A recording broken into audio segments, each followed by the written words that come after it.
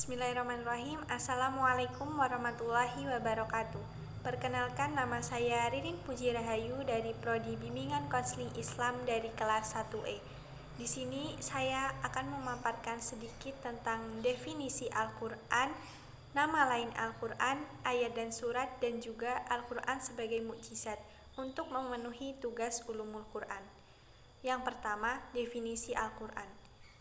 Al-Quran menurut bahasa berasal dari kata qara'a, yaqra'u, dan qur'ana. Qara'a memiliki arti kumpulan atau menghimpun. Yaqra'u dan qur'ana memiliki arti bacaan atau cara membacanya. Sedangkan menurut istilah Al-Quran terdapat 4 unsur definisi. Definisi yang pertama yaitu kalam, yang kedua diturunkan, yang ketiga kepada Nabi Muhammad SAW, yang keempat definisi apabila pembacanya bernilai ibadah. Maka dapat disimpulkan definisi Al-Quran menurut istilah adalah kalamullah yang diturunkan kepada Nabi Muhammad SAW yang sampai kepada kita dengan cara mutawatir, ditulis dalam mushaf, diawali surat Al-Fatihah dan diakhiri dengan surat An-Nas, dan apabila pembacanya bernilai ibadah. Poin kedua yaitu nama lain Al-Quran. Yang pertama, Alkitab, artinya yaitu kumpulan atau catatan. Di sini Al-Quran bisa dikatakan Alkitab karena ia menghimpun dan mengumpulkan kisah persoalan kehidupan masa lalu, sekarang maupun yang akan datang, baik yang gaib maupun yang nyata, yang kecil maupun yang besar. Yang kedua yaitu asyifa, yang artinya obat. Al-Quran bisa menjadi sebagai obat penyakit, baik secara lahiriah maupun batiniah. Yang ketiga yaitu Al-Furqan, yang artinya pembeda. Al-Quran bisa dikatakan Al-Furqan karena Al-Quran memang menjadi pembeda antara hak dan yang batil. Yang keempat yaitu Az-Zikr, artinya memberi peringatan. Di sini Al-Quran menjelaskan kepada kita para manusia untuk mengingat bahwa dalam Al-Quran itu adanya siksa Allah bagi mereka yang melanggar segala larangan-larangannya. Yang kelima yaitu At-Tanzil, yang artinya diturunkan, bahwa Al-Quran itu memang diturunkan dari Allah SWT, bukan dari seorang manusia.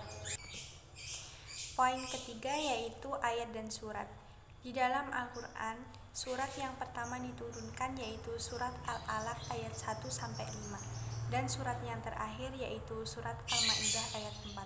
Namun, dalam kurun waktu tertentu ternyata masih ada surat terakhir yang diturunkan, yaitu surat Al-Baqarah ayat 281.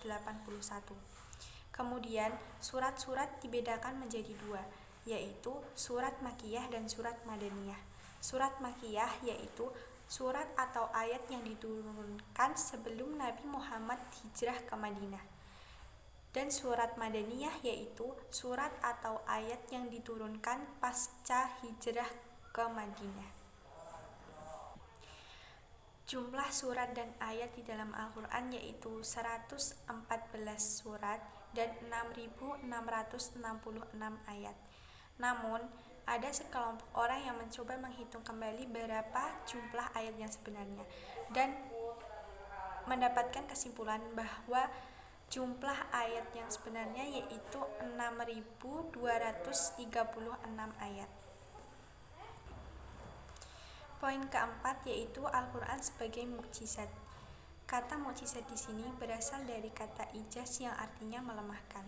Al-Quran bisa dikatakan sebagai mukjizat karena Al-Quran memang mampu mengalahkan dan melemahkan para penentangnya.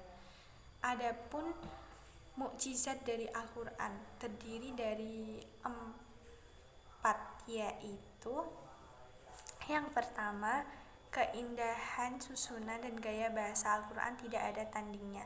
Yang kedua, di dalam Al-Quran terdapat berita-berita dan janji-janji pada masa yang akan datang. Yang ketiga, menceritakan orang-orang terdahulu. Yang keempat, terdapat berita atau fakta ilmiah pada masa waktu itu. Sekian pembahasan saya kali ini. Apabila ada salah dan kata, saya mohon maaf yang sebesar-besarnya. Wabillahi taufiq wal hidayah. Wassalamualaikum warahmatullahi wabarakatuh.